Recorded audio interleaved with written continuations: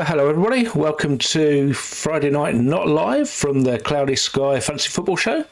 I thought we'd start this week with a look at the team of the week, which totalled 155 points, was an average percentage owned of 9.7, and sets you back only £88.6 million. So Pickford in goal, all London back three. Timber with his 2 goals for a 28-pointer.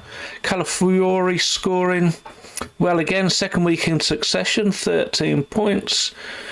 Shalabar with a goal and passing tiers, more of that to come. Caicedo with a goal and tier points from both tiers, more of that to come. Cullen of Burnley with an unexpected 12-pointer.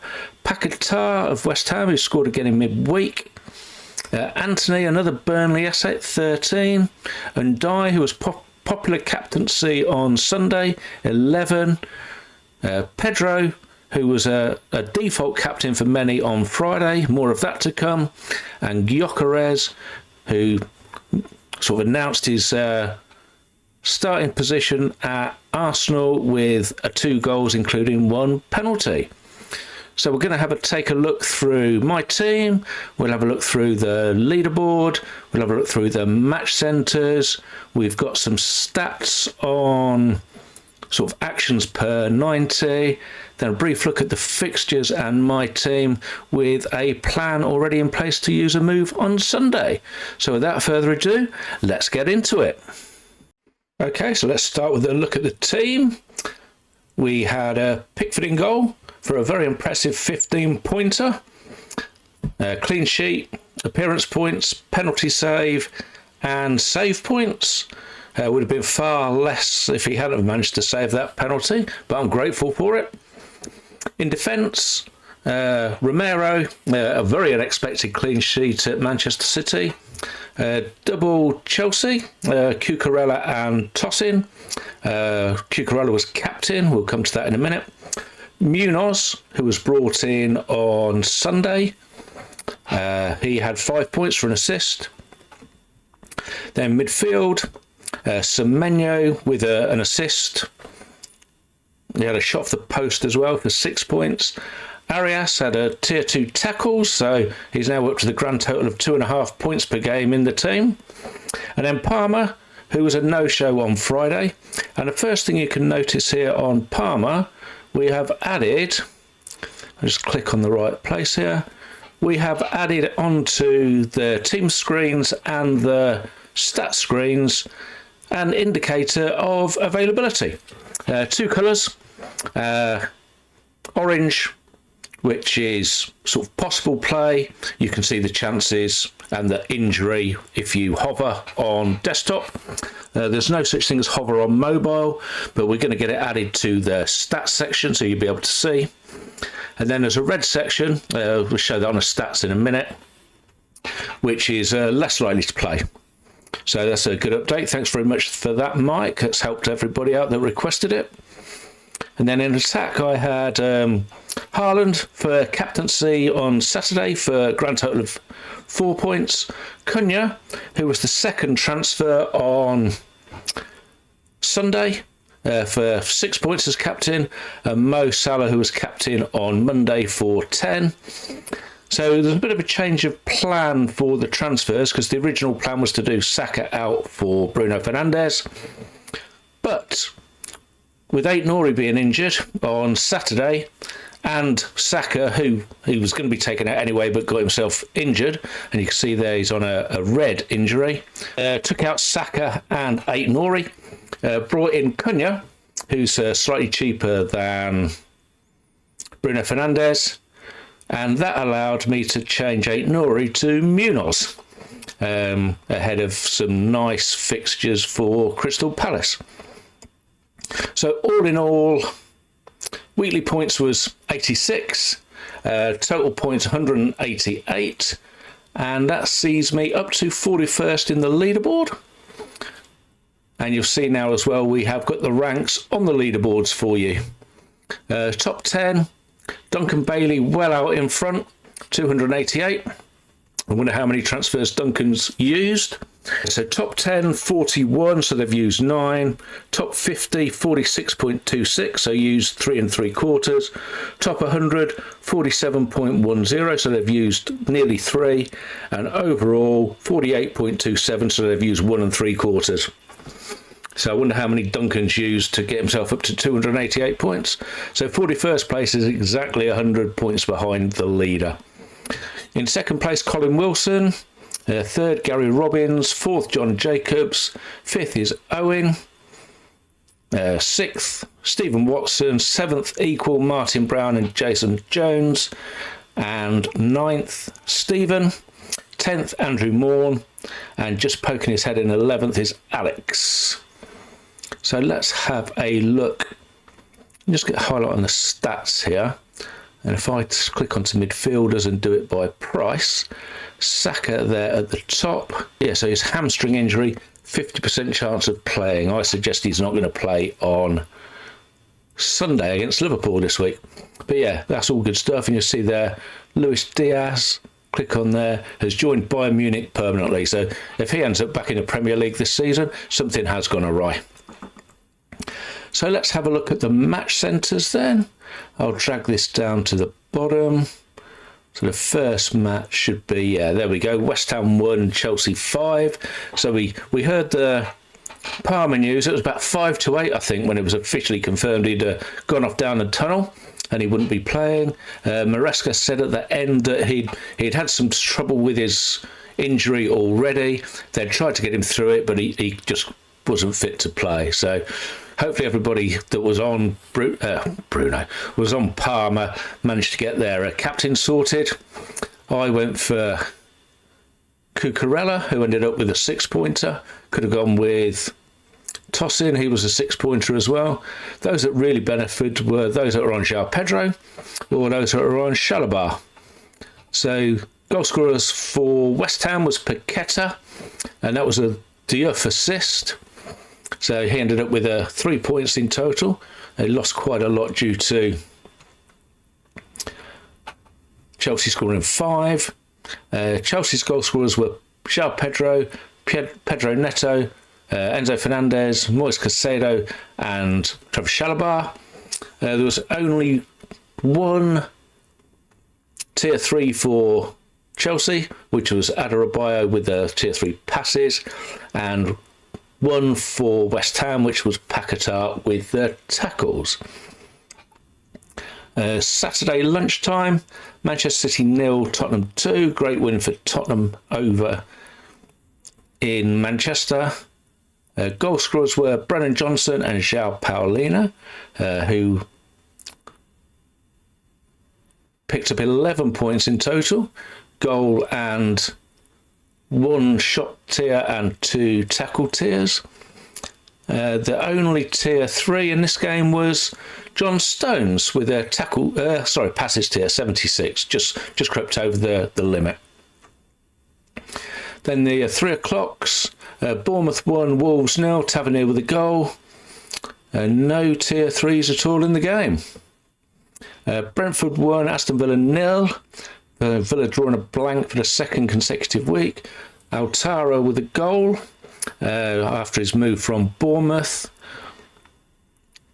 Tier 3s, we've got Coyote and Yarmulke with tackles for Brentford, and lots of passes for Aston Villa. They had plenty of possession but couldn't do anything with it.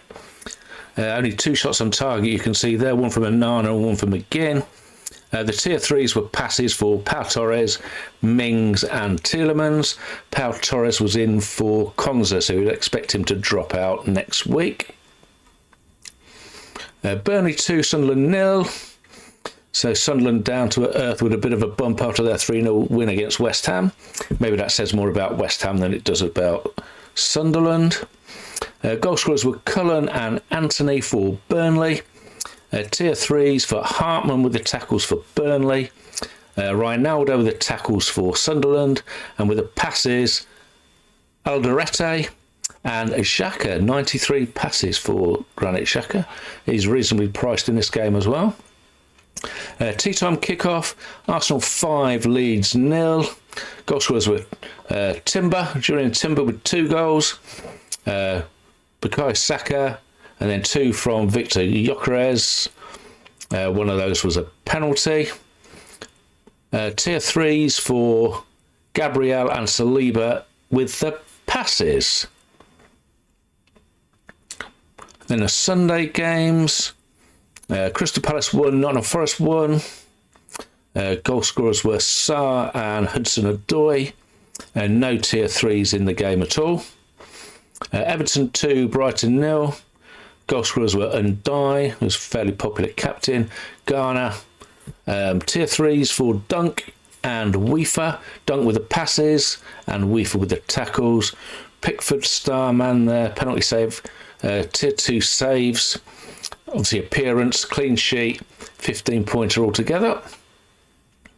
Shame I took the armband off him when I brought Cunha in. The tea time game, 16:30 on Sunday, Fulham 1, Manchester United 1.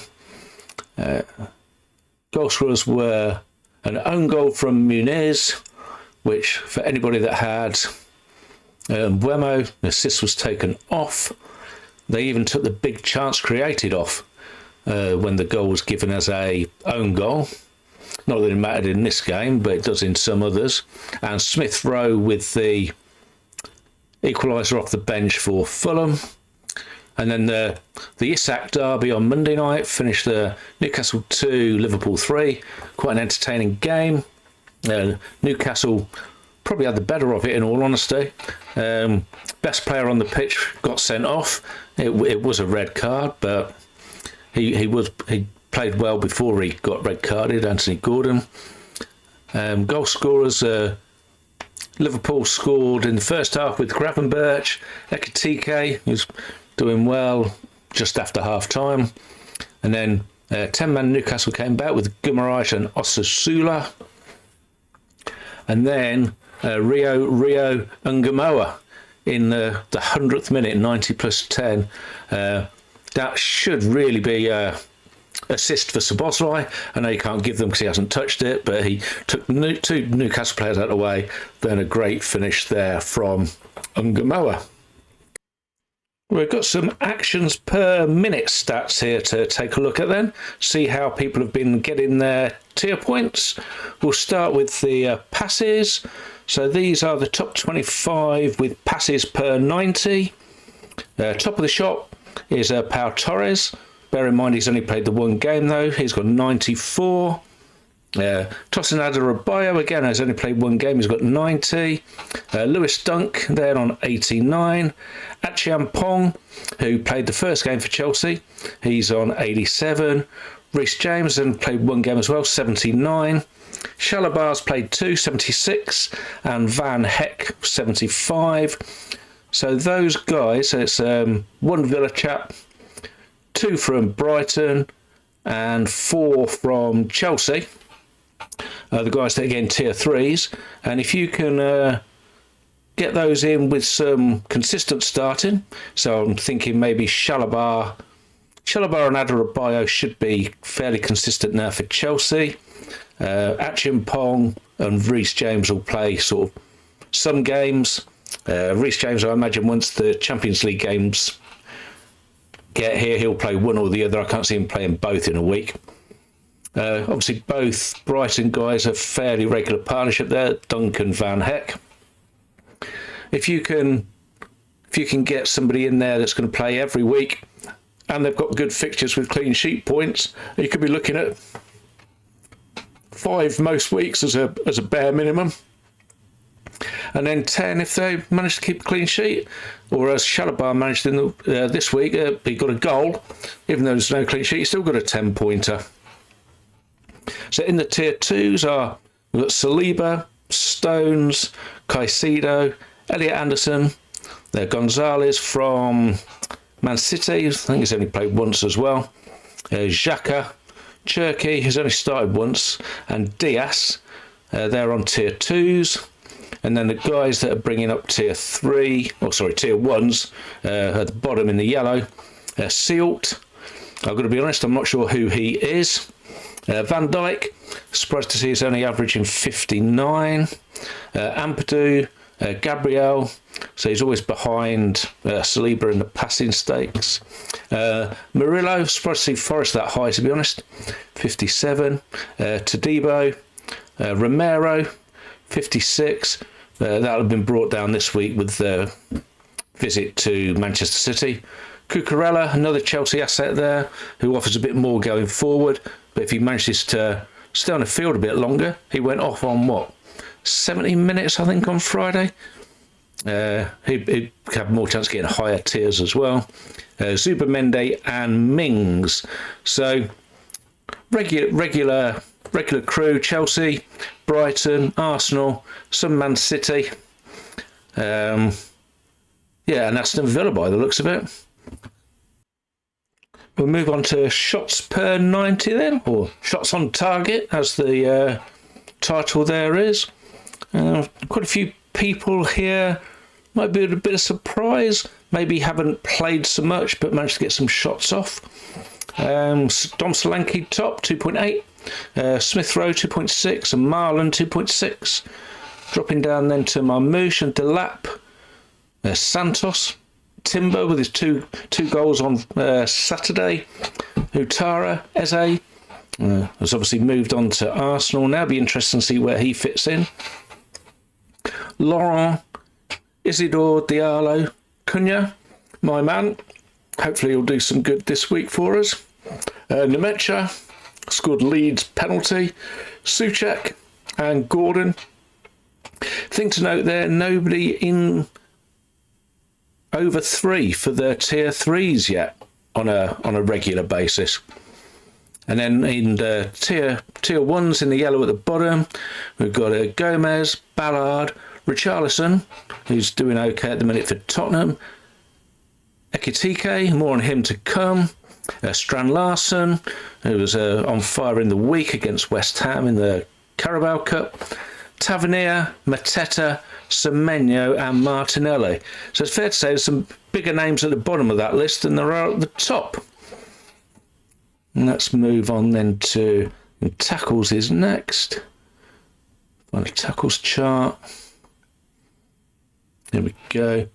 So Timber at the top again. So he's found himself on 2 different charts here. So this is getting tier 3s, anything above 5. So Timber was 6.4, Weaver 6.2, Milamba 6.0. Then we've got Endo, Ugarte, Aronson, Nonto, Bueno, Diallo and Shirky all get in tier 3, 5+. Tier 2s, the main man Arias, 8 Nori, who's unfortunately injured, so we won't see him again for a while. Andre, Jensen, Utara featuring in the tackles, and he was up in the shots. So Lafay, Caicedo, tackles and passes, and he got a goal on Friday. Mitchell always seems to do well for tackles for Crystal Palace. We've got Gomez again, who was in for shots. Casemiro, McAllister, who's only played the 1 game. Devaney, who's taking Eze's position at the minute for Crystal Palace. Palina, no surprise to see him up there. And we've got Coyote and Adams. So more people hitting tackles than shots on target. And then we'll just have a look at the saves. So I think there's less here. Again, you're seeing Gray at the bottom covering half of the keepers. So they're not reaching any tiers at all. So 2 that have got tier 2s are Vicario and Raya. And then there's half a dozen or so that have reached tier 1. Sanchez, Petrovic, Pickford, Trafford, who might be in danger of losing his place to Donnarumma. 3 or 4 days to go in the transfer window. Then we have Bezo, who was only in for 1 game for Villa, and Leno. A quick look at some ownership stats then. We've got the top 20 on here. Top of the shop is Mo Salah, 77%, and Erling Haaland, 70%, nearly twice as highly owned as the next highest, which is a case in point for Cole Palmer. A few people have got off on him, but still in 4 out of 10 teams. So a decision to be made this week. It's the early kickoff, but then we have an international break. So we might get some definitive news, we might not. Anybody that thinks it's worth making a move off to somebody else if Palmer isn't playing, it's only one transfer. Chelsea do play on the Saturday when we come back after the international break, but they're not the first game. That's Brentford versus Manchester United. So interesting. Not quite sure what I'm going to do. And spoiler alert, I'm going to be in a unfriendly time zone. So it might be a case that I just stick with him, but I don't think I'll be captaining him. Cucurella next up at 38%.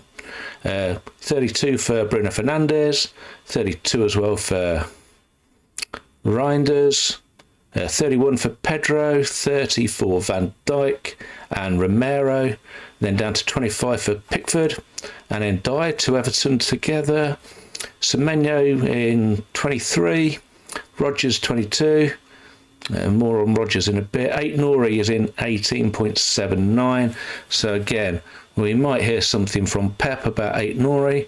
If he's going to be out for longer than after the international break, it might be one we can move on. If not, again, it could be one to keep. Wirtz in 18, Munoz 18, Porro 17, Van der Ven in 15.8, De Kuyper in 15, Watkins. A lot of people have got Watkins for the hopeful good run of Villa.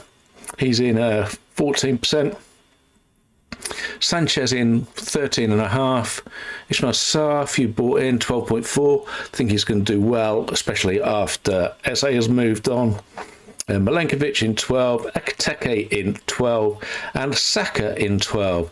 Now, if you have Saka and he's going to be out for a month or so, that's another one we can consider moving on. Following the stats we saw on passing tiers, then it could be, if you're able to, you could move one of these midfielders back to a Cucurella or a Tosin or a Chalobah. Chelsea still have good fixtures to come, but a lot will depend on whether we hear good, bad or indifferent team news. One to keep an eye on for Saturday morning. Big advantage with Chelsea being the first game up in the London derby against Fulham. And a look at the team and the fixtures for the weekend then. So you can see Munoz and Cunha in yellow. They were brought in on Sunday for me. Cunha was captain. Salah was captain on Monday. So I don't have a captaincies picked yet for this weekend. I think it will probably be Cunha on Saturday. Fixtures are Chelsea against Fulham at 12:30. And we have Manchester United against Burnley, Sunderland against Brentford, Tottenham against Bournemouth, and Wolves against Everton. I quite like the idea of Semenyo, but Tottenham have been very good. Wolves v Everton. Pickford could be in line for another clean sheet. And then the evening game is Leeds v Newcastle. So Newcastle stricken of a few players, we think. They have obviously no Gordon. Cher, I think, is concussed. I think it was Joe Linton and Tonali were both mentioned by Eddie Howe as maybe not being fit to play this week, so one to keep an eye on. I think United players will be fairly heavily captained. If you don't think Fulham are going to score, well, it's a London derby early kick-off, then Chelsea defender maybe. Anybody that's got someone like Johnson or Kudus, maybe Tottenham, but Bournemouth aren't a bad side. Yeah, fairly open. Be interesting to see. Then on Sunday you can see my plan is to move Cunha on. He was only in for a 2-week punt. It's all to do with the fixtures Sunday, Saturday. Then I think I'm going to bring in Mr. Ekiteke. Liverpool have 3 fixtures then. Sunday, Saturday. Let's have a quick check on the calendar. Yeah, so Sunday against Arsenal. The following Sunday away at Burnley, and then a Saturday derby at home to Everton, and then that's when we're looking to move on to a Villa player on the Sunday the 21st. So a week after we come back after the overhaul. So we go back to the plan. So if I bring Ekitike in, that leaves me just 500,000 in the bank. And then I've got a choice of moves. If I want to bring Rodgers in, I can take the menu out. I've got enough budget there, and feel I have the captaincy fixtures. If I want to bring Watkins in, it'll probably be Salah that has to move. Otherwise, I won't have enough budget. I can't go from Ekitike to Watkins, is what I'm trying to say there. So the plan is twofold. If we go back to the calendar, you can see Villa fixtures there: Sunderland, Fulham, and Burnley. And that fixture against Burnley is prime captaincy option. Brentford are playing Manchester City that day. Newcastle playing Nottingham Forest. And Wolves are playing Brighton. So it could be, obviously you need a Villa to kick into a bit of gear, but it could be a virtual 5-for-2 there with the Villa games. 2 captains possibly in a home game against Fulham. Well, thanks very much for watching, everybody. We'll leave it there. Enjoy your weekend of football and the international break. And we will be back for more of the same in early to mid-September. So if you liked what you've seen today, please give the video a like and subscribe to the channel. If you want to use the transfer planners, you'll find those over at patreon.com/Cloudy Sky Fantasy Football Show. For those that play Dream Team as well, I'm currently testing a live planner for that. Waiting for some feedback, and hopefully by the time we get into the second set of 4 games after the first international break, we should be able to get that out for those patrons that want to use that as well. Okay, enjoy the football, peeps. Enjoy the weekend, and we'll see you soon. Take care. Bye for now.